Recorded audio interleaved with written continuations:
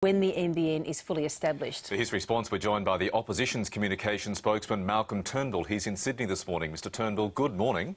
Good morning. Well, this report suggests that households would be $3,800 on average better off under the NBN. What is wrong with that? Well, I think all Australians will be better off if they have very fast broadband and it's affordable and it's universally available. The problem is that under Labor, they're not going to see that anytime soon. Labor's completed less than 2% of its fibre build after 4 years of construction. It'll take decades to complete it. You see, if you believe that there are very big economic benefits from universal, very fast broadband, then you want to get it built as quickly as possible and as affordably as possible. And we will deliver that. Now, this report does not address, in fact, the arguments for fibre to the premises or fibre to the node or any particular technologies. So, what it does do is serve as a reminder that there are very big economic benefits from very fast broadband, but that you've got to actually get on with it. And the problem with Labor's policy, as we know, is that they have made and are making so little progress.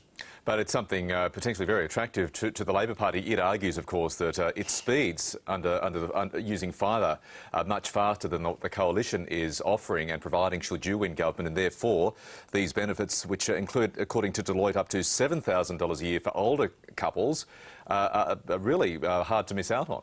But the speeds that Deloitte is referring to here are all available under our approach. In fact, I was at an apartment complex in Sydney yesterday where a private contractor has installed a fibre to the node system there, where the top product that is offered is 100 megabits per second download, 40 megabits per second upload, which is more than capable of delivering all of the applications referred to in the Deloitte report. So the Deloitte report is not an argument in favour of fibre to the premises. It's an argument in favour of everyone having very fast broadband. I agree with that. I totally endorse that. I'm not, I've got a few issues with their methodology, but I agree with the idea that everyone should have very fast broadband, but they should have it now. The way Labor is going, it will take decades to complete the NBN. Let's remember this. In 2007, when Labor got in, there were 2 million premises in Australia that couldn't get broadband at all. There still are, right? After 6 years, they've achieved nothing. They haven't got a plan for dealing with apartment buildings with multi-dwelling units. They haven't got a plan for dealing with public interest premises like hospitals and schools, and office buildings. I mean, look at Townsville. They've run fibre through the CBD of Townsville, and nobody in the office buildings, which is obviously most of it, can connect to it. So this is a shambolic project. We'll get it sorted out, and we will ensure that by 2016, every Australian has access to very fast broadband, so they can do all the things that Deloitte is talking about here. Now, I want to get your views while you're here, Malcolm Turnbull, on this debate about the Coalition's plans to scrap the carbon tax, possibly being blocked in the Senate by the Labor Party and the Greens. Do you expect, if the Coalition is elected to government, you'd be going back to a double dissolution election within a year? Well, I would expect that the Labor Party, at least, perhaps not the Greens, that might be a rather extreme aspiration, but I'd certainly expect the Labor Party to respect the will of the people. If we win this election, and there's still days to go, so who knows what the outcome will be, but if we do win, it is, as Tony Abbott has said, a referendum on the carbon tax, and that's quite clear. That's the one policy that the Coalition has been most prominently associated with for 3 years.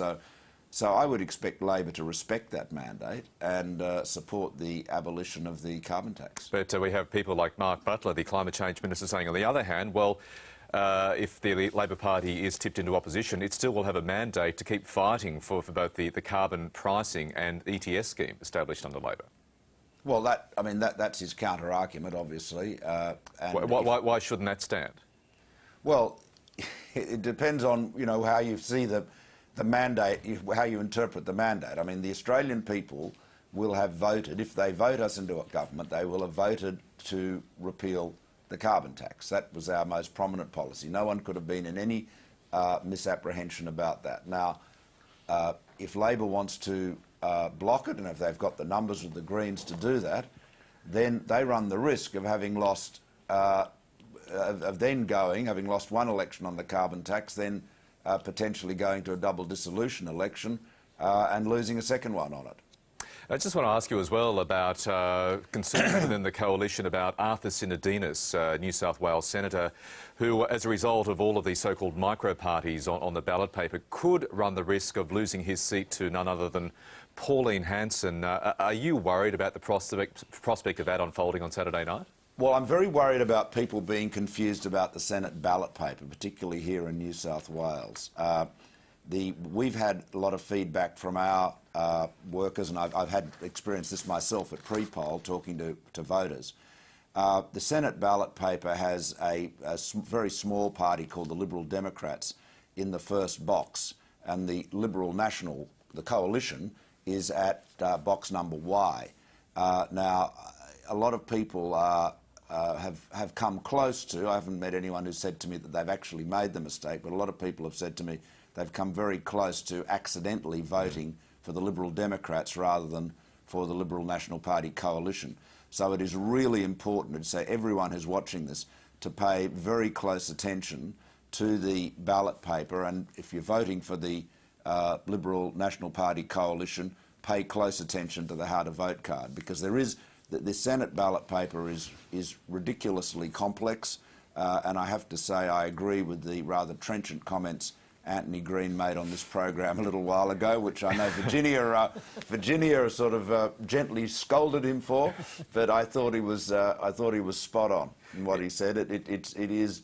We definitely do need to have a look at this in the future. It was one of Virginia's finest interviews of the year, in fact, Malcolm Turnbull.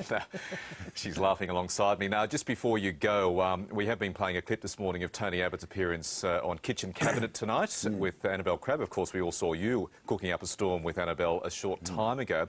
And in that episode, he recounts some friendly advice you gave to him back in 2009 when he was still a Liberal Party leader. He was in a bit of a post-2007 funk, and he says you gave him some advice which essentially helped him snap out of that. Clearly, where he is today, Malcolm Turnbull, it worked. Well, that's good, isn't it? I mean, I think Tony, well, he said he went into a bit of a funk, as he's described it, after the 07 election. Look, politics is a very tough business, and people go into, black moods, or not so much black moods, but gloomy states, I guess, for periods.